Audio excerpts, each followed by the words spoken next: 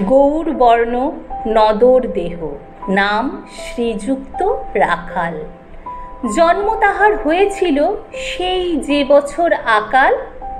গুরুমশাই বলেন তারে, বুদ্ধি যে নেই একেবারে, দ্বিতীয় ভাগ করতে সারা 6 মাস ধরে নাকাল।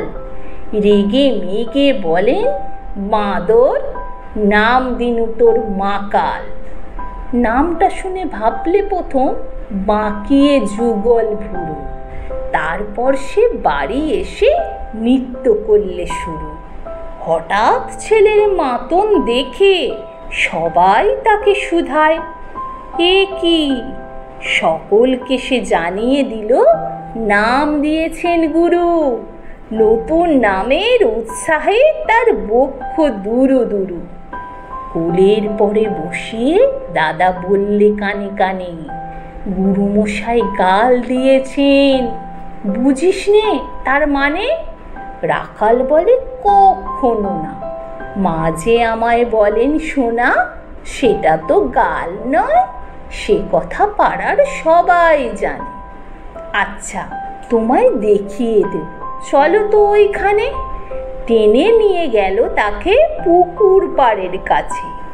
বেড়ার পরে লতায় যেটা মাকাল ফলে আছে।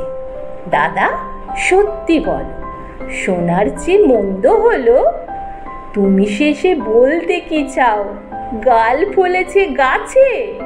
মাকাল আমি বলে রাখাল দুহাত তুলে নাচে। দোয়াত কলম নিয়ে ছুটে খেলতে নাহি চায়। লেখা পড়ায় মন দেখে মা অবাক হয়ে যায়।